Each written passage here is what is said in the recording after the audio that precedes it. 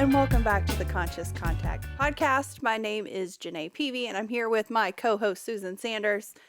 And today we're going to talk about something that I've not heard other than like homemaking podcasts specifically that I listen to talk about in a broad sense on a regular podcast. Hospitality. It's very interesting. You look like you're in terror over there. Genay has all the hospitality. I have none. I'm a baby. I'm a baby when it comes to it. You aspire to be hospitable? Yes. I do not. And you don't, and I do. Yeah. It's all of it. So yes. Yeah. this is a perfect conversation because as with everything, we differ. Yeah. And I love that someone commented that. Genay loves to point out when her and Susan are so different. And I'm like, so I'm going to point I it do. out this time. Yeah. Ha gotcha. Yep. This is going to be a great conversation. Yeah. Because it is not for everyone. It is difficult and uncomfortable just by its nature. It doesn't have to be, though. It doesn't have to be. However, I do think being unselfish, and if you really go into hospitality, it is going to be uncomfortable for you. You're going to have to either give up a clean kitchen or your plans. Control. And for those reasons, I'm out. Sorry, Totally sharks. get it. Totally get it. So Susan's normally the one with the definitions, but I had to look this up because I don't think I've ever actually looked at the definition of hospitality. Bring it. I'm here for the dictionary. And it's very just at the surface level. The friendly and generous reception and entertainment of guests, visitors, and strangers, which I think that last part is really the one that I'm the most interested in. It's not something that I have in my wheelhouse right now. Again, I do not have a kitchen table.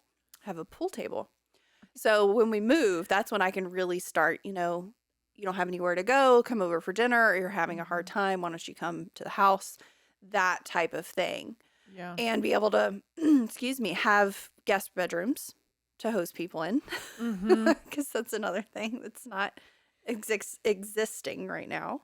Yeah. But for me, hospitality is giving of oneself, which may or may not be uncomfortable depending on the season, in an effort to make someone else feel cared for, cozy, homey, loved, all of that stuff, whether that's food. Because for me, hospitality is not necessarily like party. Right. Hospitality for me is like, come over for dinner on a Tuesday.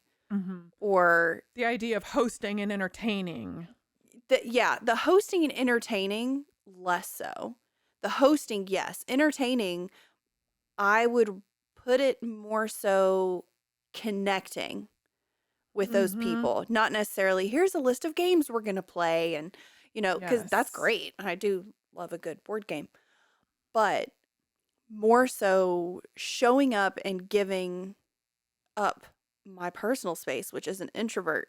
It's very difficult. Inviting people in a way that's probably going to be uncomfortable for me in the hopes that I can make them feel cared for and comfortable. Yeah. If that makes any sense at all. But yeah, it is truly like not about the decoration, not about games, not about throwing a party and having all the right food.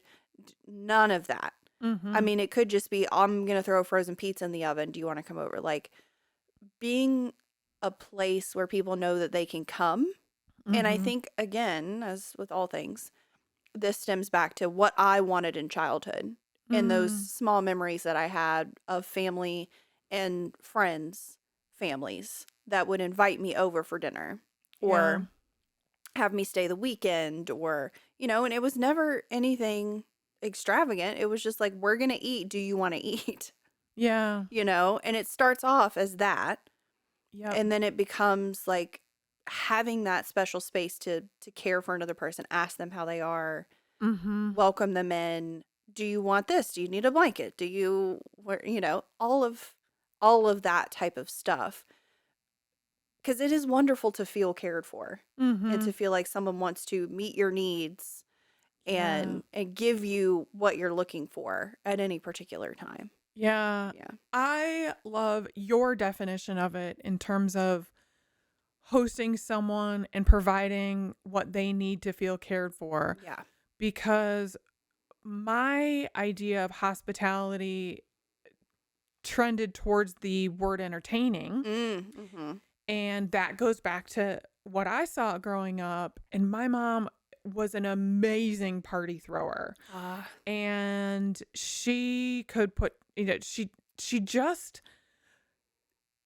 I don't know. It's just a thing I don't have. Mm-hmm. Mm-hmm. And so in terms of like putting menus together and what things should be on a buffet, or she would have sit down dinner, she would host like my whole entire basketball team for lasagna parties and stuff.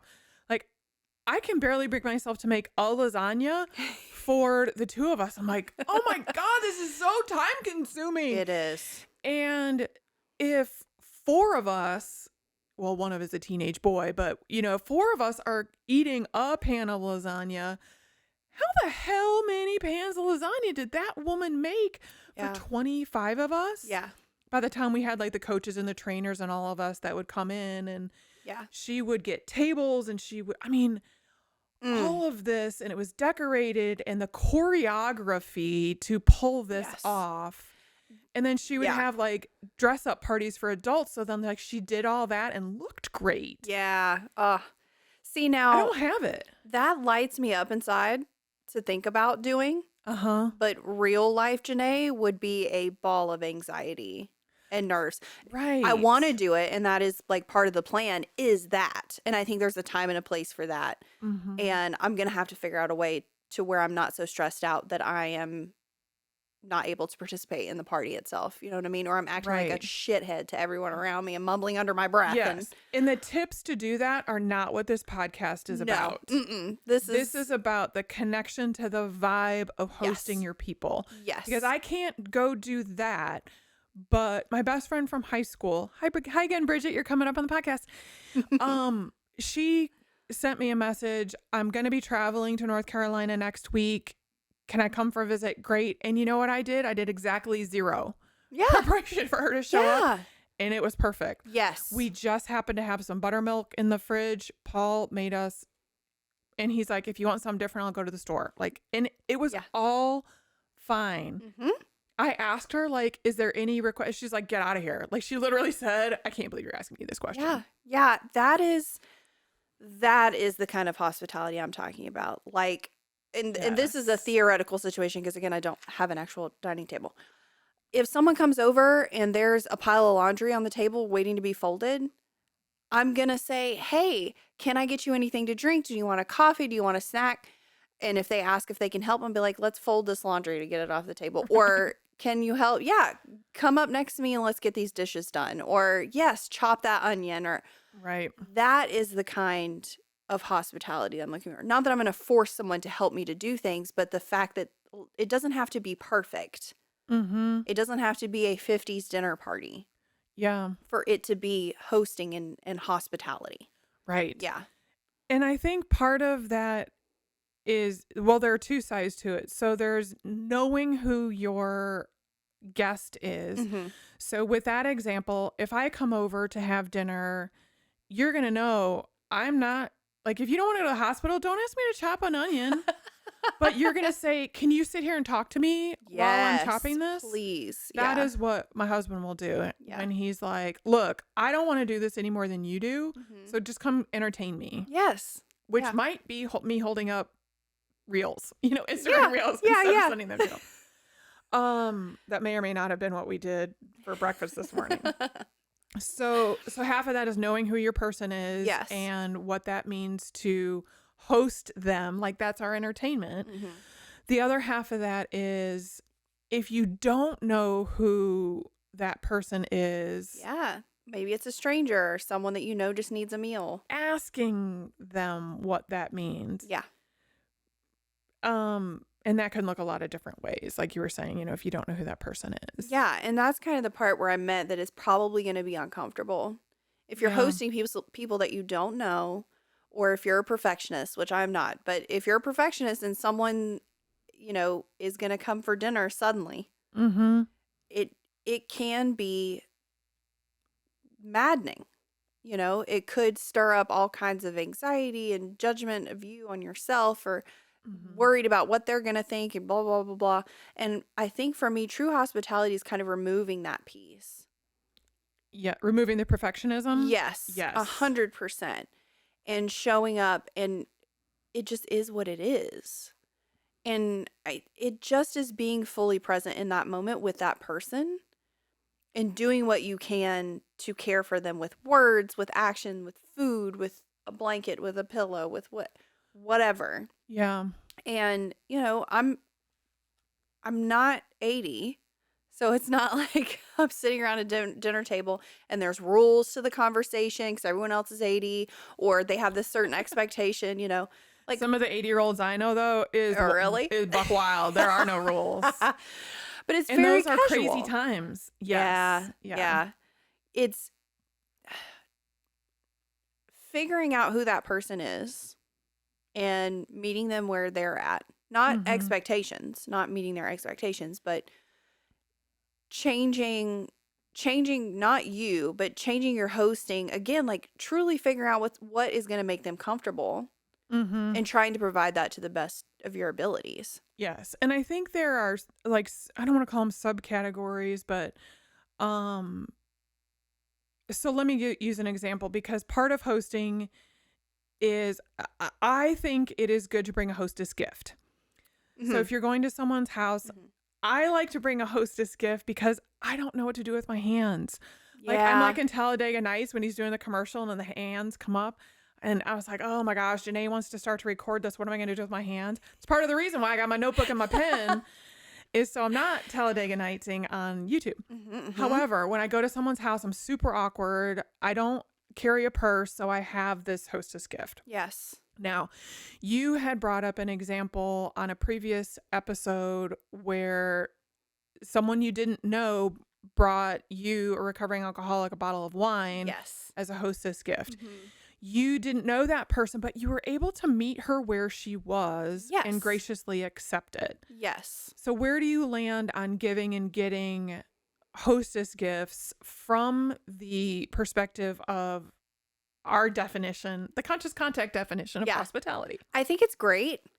I think that if you have the financial ability or the time or the bandwidth or whatever, I think it's wonderful. Mm-hmm. I brought plants. I got invited to some things for Rosh Hashanah and Yom Kippur. I brought plants to these people because I've never been to their house before. Yeah. And people don't do that very often. So it does kind of catch some people off guard. Mm-hmm. And I think I caught them off guard, but in a really good way. It was a wonderful reciprocation, but that was not the point. It was me saying thank you before we Yeah. even start eating for someone taking the time to welcome me into their house, into their personal space, Yes. cooking for me, feeding for me, asking me how I'm doing, what I need, what I want, all that. Mm-hmm. I think it's wonderful. However, if you can't, and there's another thing I want to talk about after this that goes together with it. If you can't, showing up and saying, how can I help?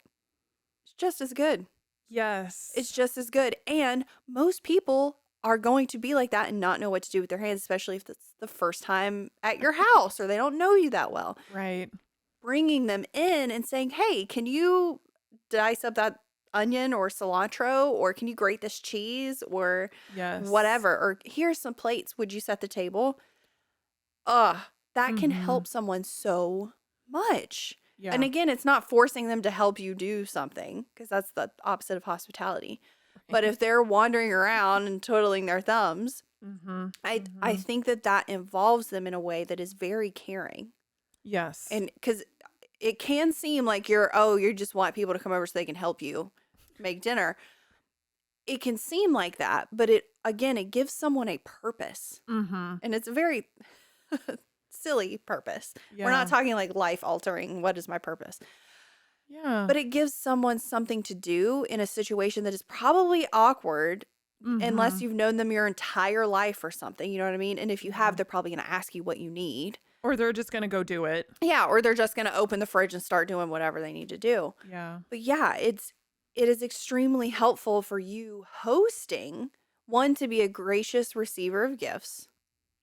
Mhm. Don't be a dick. Like, like I Yeah. could have, again, like I said in that episode, I could have very easily been like, pulled them aside and been like, do you know, I'm a recovering alcoholic and you should probably And you not should have bring known better. wine. Yeah. Or just try to lecture them on like, you don't know where people are at and you shouldn't bring wine to blah, blah, blah. That's Mhm. so rude. And I would have done that, earlier on. Yeah. But, taking that and then finding someone to give it to Mhm. afterwards, that's lovely. And the gift lives on. Yeah. But it is being gracious in hosting. So trying to take care of that person. I Mhm. think with this hospitality topic as well, being a good guest Mhm. is even harder. Yeah. Because again, you're not like eating things you're allergic to or anything. I don't mean to like be a doormat and not Yeah. speak up for yourself, but just having some Read the room, sense. man. Yeah. Yeah. And again, if you have dietary issues, please tell that person before you show up that night. Mhm. Um, because I can't be a good host if you don't tell me that you don't Yeah. eat gluten or dairy or grain or Right. whatever. What is your take on someone saying, I'm gluten free, so I'll bring my own food? I think that's great.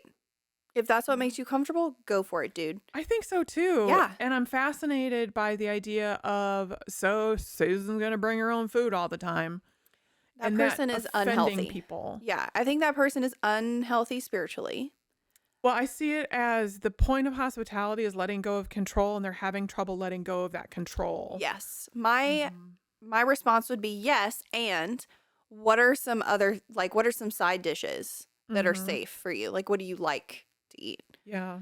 Like, if you want to bring the main or if you want to bring a side and I'm just making protein with no additional stuff on it other than seasoning, like, Mhm. you help me help you. Yeah. But don't show up and be like, I can't eat that or I can't eat that and I can't eat that either. And Right. then I'm feeding you I don't It, even know what, you yeah, it know? just seems passive aggressive. Like, I expect you to know what to feed me, and I'm not going to tell you what to feed me, and I'm going to tell you that you're failing at what to feed me. Yes.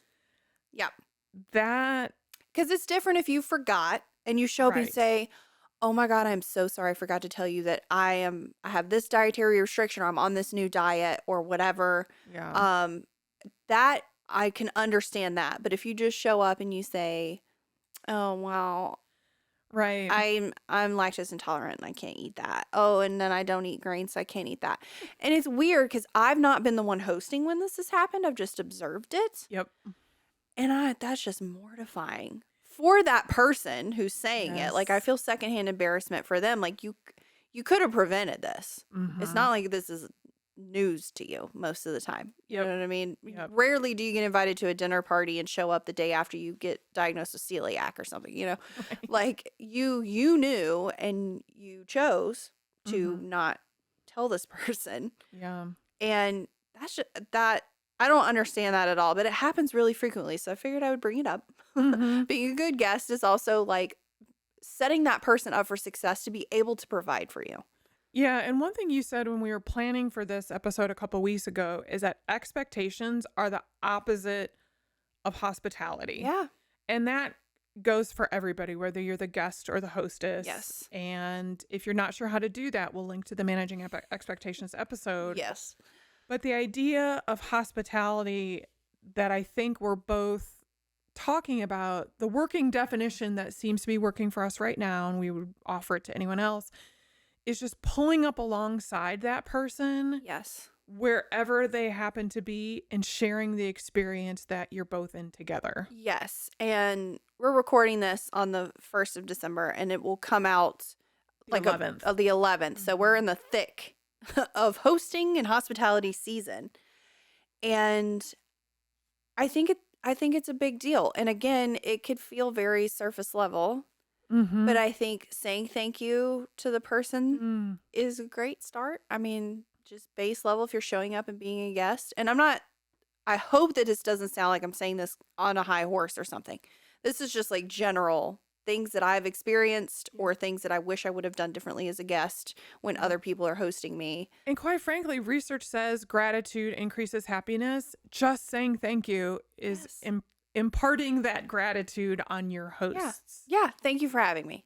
Yep. Like as you come in or as you leave, I mean, just Yes. being gracious in your speech in that way. And I mean, that's just your entire life. Just be gracious in your speech. Like you don't Yeah. know what other people are going through. You don't know how they're going to receive it. Like if you've got two options and one of them is being kind, like do that. Or if one of them is staying silent versus Yeah. potentially saying something extremely offensive or it's something you didn't need to say or maybe it didn't need to be said by you or Right. that whole thing. Yeah. Maybe just don't. I can't remember who posted this. It was on Instagram. Cuz Thanksgiving, happened recently when we were recording this. And I saw so many people posting lots of things like how to rebuff your racist grandpa at the dinner table or 10 things to say to someone when they're being Republican or what.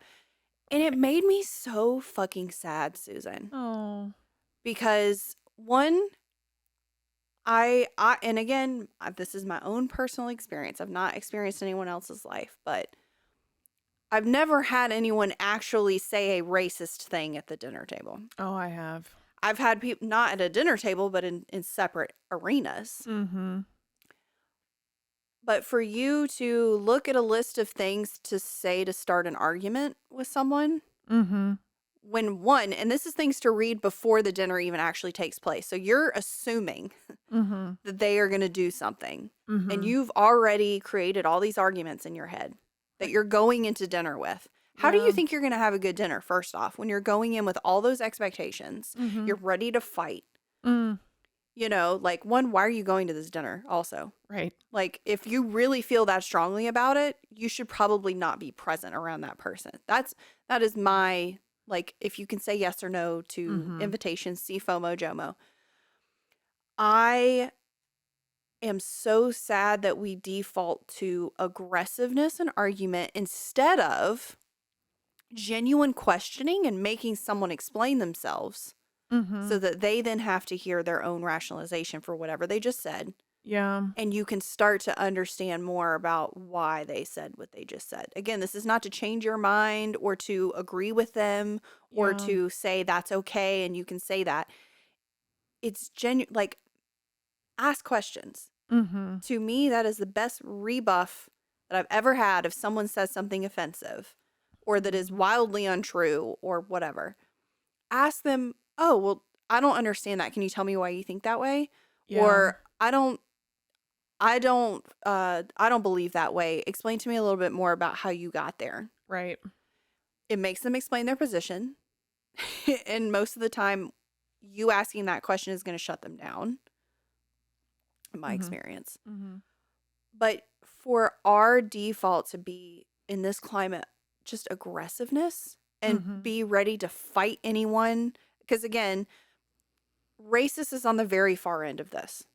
There's a lot of middle ground, which is mostly what people are going to encounter. Yeah, I think politics and religion tend to be the topics that awkwardly come up. And that's interesting that you're reading about how to argue those points, because a lot of what I was seeing was how to detach and disengage from awkward topics, hot topics, potentially combative topics. Yeah, I think that's great. Yeah. And I wish that was more prevalent on what I was seeing in my own feed. Because that just made me really sad for all these people and their families. Yeah. And the joy that they're robbing themselves from just going into this ready to argue. Because it's not about that other person. You're probably not going to change their mind. Yeah. Like, let go of that. Yep. It's okay. And again, I'm not saying if you see someone being racist to like not intervene. But again, that is like a very small percentage of what you're actually going to encounter versus people that just disagree with you. Well, I think there is a difference. So let me give you an example. So if I am in a dinner situation, we'll say, and someone says something racist, I'm going to stand, I mean, let's say they say something racist against Black people. Mm-hmm. I'm going to, and there's a friend of mine that is a Black person at the table. I'm going to stand up or defend or somehow support my Black friend. I'm not necessarily going to argue the racist person. Yes. So And again, you go over there and be your racist yeah. self. I'm going to let you know it's not okay to say in front of my Black friend. Mm-hmm. I'm not going to try to change your mind, but I am going to let you know that I'm standing up for this person. Again, like, why were they invited intention to begin with? Is my thought process. Sometimes it's just ignorance that, you know, that's just Papa, and Mm-hmm. Papa's going to spew what Papa spews. I love him because he's my relative, but I'm also going to let you know that you can't say that. That's actually not acceptable. So do you have crossover like that a lot with family and friends? Because I do not. No. Okay. Okay. No, it is not prevalent, and it is not something that is actively in the relatives I have right now. What my brain immediately it is damn awkward, thought, though, to have. Yeah, I would say I'm probably not going to invite Papaw over with my African American friend, because that's shitty on me. That would be my thought process. Like, yes, why would I subject my friend to that? Right. And because Papaw is going to be Papaw. Right. And me having them both come and sit down for dinner. Don't subject a Black friend to a racist. Yeah, relative. that's not. That's yeah, shitty. let's not do that. Yeah, it's that. That's and again, not hospitable. yeah, that's Right. another part of hospitality. Like, if you're having a dinner party, and you know you've got one friend that goes off the rails on a certain thing, and you've got another friend that disagrees with them. Like, yes, you can have a dinner party with both of them, but like, why would you do that to them? Yes. You know, like, you know what this is going to be. I mean, as much as you can know. Them being my Black friend. Anybody. I'm not going to protect Papa and say, I'm not going to protect a person who's racist. Yeah, that it has nothing to do with him. Yes. It has everything to do with yes. the other person in that situation. Yes. I'm going to protect them and make sure they have a good time by not subjecting them to a racist if I can at all prevent it. Yes. But if you're just in your nuclear family situation and you're sitting down to the dinner table with people that you don't necessarily agree with, I think if you're going into it with this aggressive, I'm going to defend my point no matter what, I'm going to start an argument at the dinner table. And we're not talking about the extreme ends of political spectrum belief systems, because that is a very small percentage. We're talking about most people, either you're going to believe one thing on this big topic, or you're going to believe another thing. You are being just as bad as that other person that you are upset about, that always talks about their belief system. Like, I think we lose a little bit of sight of that if we are consistently combative and argumentative and willing to jump at the chance to fight with someone at the Thanksgiving dinner table. Right. We are the shithead. Right. They are not the shithead. We are the shithead, because we cannot control them. We can only control our response to them. Yeah. And that can be detachment and silence. That can be general question asking. That can be, let's change the topic. Curiosity. Yeah. We, because I've done that before. I'm like, and moving on, right, like, pass the potatoes. Yeah. Or did y'all see that Steelers game? Like, that's okay too. Because again, if anyone is being, and I'm talking for, if you're posting about here's how to argue with people at the dinner table, both of you are hurting. Both of you are hurting and in pain, if that is what you want your go-to to be. You approaching that person with aggressiveness instead of kindness, regardless of who they are and what their belief system is. Yeah. If your default is not kindness, we're doing something wrong here as humans. Right. And I think just in this general climate and this time of year, that can be sticky for people. Being a guest or being a host, because there is a lot of nuance. And there are some people that are going to want to argue. Right. And Right. I get that. And I'm going to let them do their thing and I'm going to ask probing questions to have them defend their Mhm. point because I want to just understand. And Yeah. I'm going to give them the kindness that I would have wanted shown to me when I was sick mentally Mm. and spiritually Mhm. and was acting like that as well. So how do you balance, because I know you love to have a good debate. How do you balance Yes. having a good debate versus don't fight at my Thanksgiving table? Yeah. Read the room first off. Yeah. Know that other person. And if they're your family, you know them. Mhm. Having those conversations away from the dinner table because y'all are going to eat during a very short period of time. You know what I mean? Unless this is It an takes 8-course meal. takes 10 hours to cook and 10 minutes to eat. Yes. Yeah. So, like, wait that out. Say, hey, I'd love to talk to you more about this. Yeah. Once we finish, let's go take a walk or go sit at the coffee table or whatever. Mhm. That is what I would probably recommend. Yeah. Having more of a one-on-one conversation with people, not Mhm. screaming over the green casserole. Right. Because I think that is the biggest part of hosting for me is approaching people with kindness Right. and giving them what they need spiritually too. You know what I mean? Not to counsel them or act like a reverend in their life, but to show up and have those conversations where if that's going to come out naturally, it comes out. Mhm. Or we can have those, learn how to debate instead of argue. That's what I wish I would have seen on my feed. Right. Here is how to defend your position if you are questioned on why you believe what you believe. Mhm. Because again, why start off thinking you're going to have an argument and be ready to attack? Yeah, don't load up for war. Ugh, Yeah. that lives in your body. Yeah, it And sure that's so does. toxic for you. Like, fuck that other person. Who cares? Mhm. Like, you are robbing yourself of joy Mhm. when you do that. Right. And that's just so sad. Yeah. That's so sad for everyone involved. And it just seems par for the course right now. And Mhm. I want people to be able to step back from that anger and Mhm. that need to control other people's thoughts or to have them fit in this box, or I'm going to force you to believe how I believe, or you're Yeah. wrong and I'm right. Yeah. Because again, there's a lot of gray in this world and we don't look at that enough. And genuinely, most people are going, and we're not talking about extremes here. Mhm. Most people are going to be in that middle gray area. Right. That is just how this works.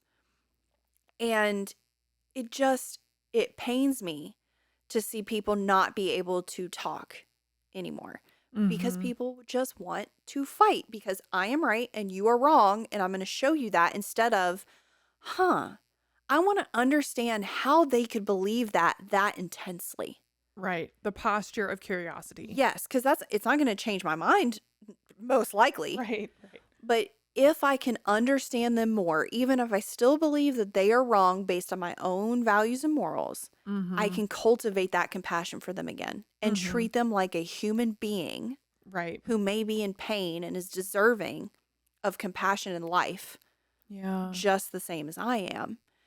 And hospitality to me is like shining a bright flashlight on all of that. Mhm. Mhm. Like giving people that kindness that they might not have had the rest of the week. Yeah. Feeding them, and again, it could just be a frozen pizza or takeout or whatever. Mhm. Feeding them and engaging in thoughtful, loving, kind conversation. Yeah. Just to be able to bring that out of them, or maybe no one else has talked to them that way. Mhm. And we just got a lot of hurt that just keeps going around in circles because we Yeah. just with each other all the time. Yeah. And yeah, just keeping that curiosity. I think that's a great way to be a guest. I think Mhm. that's a great way to keep conversation going, like excluding hot topics or whatever. Genuinely ask people about themselves and then like give a shit when they answer you Mhm. and then ask a follow-up question. You know what Right. I mean? Yeah. Like if you don't know what to talk about, ask them about themselves. Right. Care about that other person. And you don't have to Mhm. follow it up with, "Oh yeah, that happened to me too." Yeah. Or, "Oh, you should have heard about when I did that." You don't have to do that either. And I need to take it a step further because when I am a guest, that's not true. when I am breathing and my heart is beating, I feel awkward. And when I feel super awkward, my brain goes blank. Mm-hmm. So I have purchased conversation cubes. Yeah. It is literally hundreds of questions. Love it. And so I will say, I never know what to ask people. So look what I brought with me. Let me be super I think awkward and that's ask you some amazing. questions. And I put the elephant out in the middle of the living room. I Yes. say I'm awkward. I don't know what to ask, so I'm going to ask you these questions. Yeah. Tell on Boom. yourself. And I think this goes right back into that too, is like, if you disagree staunchly with someone and they're your family, I'm talking about family specifically, Yeah. get it out in the middle and say, hey, I love you and we are family and I care about you so much. And I'm confused about the way that you believe. Mm-hmm. And I want to know more about that because I don't believe Yeah. that way. And it hurts my heart to not connect with you. Yeah. Like, I'm talk super about it curious that way. where that comes from. Yes, talk about Yeah. it that way. Not, well, if you would just listen to this and you didn't see this on Yeah. the news Yeah. last night and you don't understand anything. And, Yeah. like, just be honest with people like that. I think that is the alleviator for most things. Mm-hmm. Like, I have like a handful of questions that I just ask people if I just don't know them at all. Like, do you believe in aliens? Like, tell me your thoughts. Right. Have you seen Ancient Aliens? It's so funny. Or do you watch the what is the crab fishing show? Oh God, now I don't remember that. Where they're on the big, it's like a reality TV show, but they are crab fishermen and they're out in the middle of the ocean. I don't know. But Oh my God. That does sound interesting. Oh, it's great. Like, have you seen a specific show like that, or like Mike Rowe's Dirty Jobs, or Uh-huh. try to dive into, like, if you were a sewer maintenance worker, how would you deal with that?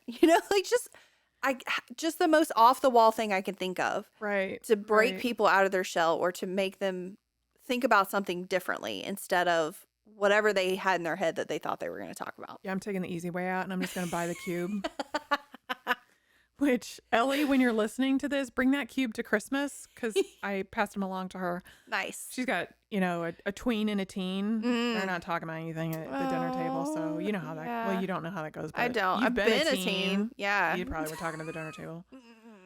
So I just can't wait until you and Luke have this home. What Yeah. a treat that table is going to be. I Ugh. can't wait to see how that turns out. You certainly are manifesting it. I can't wait. And I try, like, the more that I can lean into that type of future tripping, Yeah. the easier it is, the easier it becomes to deal with the fact that this house is not going to exist for another year and a half. Yeah. So and I try to do things. I can't invite people over for a dinner here unless they want to sit at my coffee table, which is fine, but that's not that's not very comfortable to Mhm. a lot of people. Mhm. I try to, like, bring things to people, or if I make too much, I say, hey, anybody want to come pick this up? Like, I've texted Luke's group of friends multiple times and been like, hey, I made like 6 pounds of brisket. We're not going to eat all of this before it goes. So if you want to come pick up some quarts, let me know. Right. Is that when you use the sustainable meats? We'll link to it in the show notes. We've got, Mhm. oh, help me. It's failing my memory. Force of Nature meats. Yes. Yeah. Yes. Yeah. No, I've not bought brisket from them, but I'm just terrible at knowing how much Oh, recipes gotcha. feed people, even if it Yeah. says it on there. Because I'm like the lasagna thing. If it says 8 servings, it's probably 4 Right. for us. Yeah. So I'm terrible at Yeah. telling that. And I made like 6 pounds of brisket one time. So if any listeners are interested in Force of Nature Meats, meats. Yes. check out the link. You'll get a discount first time you order. But Yes. Yeah. $15 off, which is like not chump change. I love it when they give the dollars off and not the percentage off. Yes. Because Yeah. it's like, okay, percentage is great, but like, give me the money signs. That's what I want to use. Yeah. Good on you, Force of Nature Meats. Yeah. But it's So that yes, thing. doing what you can now. Yes. And I was going to segue into my joy for the week, but anything else that you have about that? I don't want to No, step on your I thoughts. think that that's kind of probably part of my joy for the week is being able to bring sides and pies for Thanksgiving to my family in Virginia. It Yeah. is an hour and a half drive, so the cold got warm and the hot got cold, and everything was kind of melty and funky. It's not it didn't go bad or anything, but Yeah. it was not ideal, you know. But you also weren't the guest that just busted in as like, I need your oven for the next hour. No, because I could have done that, and there Right. was Don't no be space. that guest, Yeah. y'all. Don't Yes. do that. That's another thing. Like, yeah, being a good guest, bring something, like Yeah. anything. It could be a 12-pack of soda if that's, You know what my go-to is? The bread. Ooh. I will crush on some bread. I can bring you a crusty loaf. I can bring you some Yes. Hawaiian rolls. God, yes. Yes. Just I have zero Just do skill. that. I'm just swinging by the grocery store. heck yeah. And we've got a bakery right down Or the the street. bakery. Yeah. That's right. Oh, if Yeah. if I'm coming to your house on a Wednesday or a Saturday, woo-hoo, it's gonna Yeah. get fancy. But yeah, the ability to do what I can right now Yeah. and not future trip so hard that I lose sight of what I'm able to do at this moment Yeah. and what my kitchen can do every day, even Mhm. just for Luke. Because I mean, that's hospitality too. Right. You That's know? a very good point that I don't want to overlook. Yes, this is coming around Thanksgiving, Hanukkah, Christmas, New Year's, Yeah. but there's everyday hospitality day. for your people. Yeah, or just yourself. Like, Oh, break yeah. out the good dishes. Yep. Light the freaking taper candles. Like, put on the jazz music. Romanticize your life. Yeah. Like, you can do that anytime you want. You can Mhm. make your life a movie. You can be the main character anytime you want. Yes. And I lose sight of that sometimes when, you get caught up in the hubbub or you're like, oh, I got to do this tomorrow, or I'm planning out all these cookies I need to make and I need to go to the grocery store for that or this or whatever. Mhm. Right now is all we've got. And the more Yeah. you can do to cultivate kindness and tying into the episode, hospitality, but the ability for me to bring things for Thanksgiving, to cook currently, to bring extras to a meeting during this time of year, I think is Yeah. great. Yeah. But yeah, I'm happy that I am physically capable of doing that. Mhm. And that sometimes I can remember to romanticize my current life. Yeah, and you're not throwing out you're not just pouting because I don't have a dining room table because we aren't going to Yeah. have it for a year and a half, so Yeah. I'm not going to treat anybody hospitably. Yeah. Doing what you can, Yes. and excuse me, that also is my joy of the week. That I just can't throw amazing parties that live up to the expectation I have in my head. But so I don't have people over a lot. Mhm. But I can be hospitable by sharing the experience. That's something you said a couple times in this episode, that when you invite people to your home, you want to share an experience with them, Yeah. pull up alongside them and share that. And my joy, when this episode comes out on the 11th, I'm sharing a tradition, which is an experience with a friend of mine. So there's a fundraiser that is gingerbread houses. So they Oh. bake it all, and they're baking it all in their home. This is hundreds of these gingerbread parties Ooh, that's for hard. these gingerbread houses. And this has been going on for 10 years. We all met raising money for Leukemia Lymphoma Society. And everybody that I know was already invited to that party. So now I'm trying to figure out how to share that more with people who this is Yes. new to. Yes. So they haven't had it for several years because of COVID. It is back, and I'm taking someone new to the gingerbread party. I'm back at the gingerbread party. I can't wait to get to Candy Mountain. I'll have to put a picture in the show notes. Yes. It's just, what can I do to Yes. be hospitable? Yeah. Even if that's just show up and be a good guest. Yes. Or pull other people. Like, hey, can I invite so-and-so to the party? Yes. That's still the same thing. And sharing a really fun experience, because I don't have kids that see to see a 6-year-old's eyes when they see Candy Mountain and realize you go get whatever you want. Please put some of it on the house, but I know you're going to eat as much as you put on the house or more. Yeah. Tyler, I'm looking at you. It's just fun, and I want to share that experience. And I can Yes. do that without, the way I can do that, being uncomfortable hosting, is this. Yeah. So I'm finding ways to do it. Yes, you are extremely hospitable. You might not be the host of said party, but you are extremely hospitable. Can I get a signed affidavit that I am hospitable? Yes. I'm gonna put that in my resume. Do it. Yep. So if you want to talk to us about how you are hospitable or your struggles with it, yes, find me at Genay Peavey on Instagram. The podcast is at Conscious Contact Podcast on Instagram and on YouTube. So youtube.com/the @Conscious Contact Podcast. If you're listening and you want to see us, because we're pretty cool in real life too. Add that and in. I'm hospitable. Yes. Who knew? Come on. You get to see the light bulbs come on as they happen. And drop us in line. Let us know. Where can they find you, Susan? You can find me at sustainablesue.com, or I'm on Instagram at sustainable_Sue. Perfect. We'll see you next time. Thank you. Bye.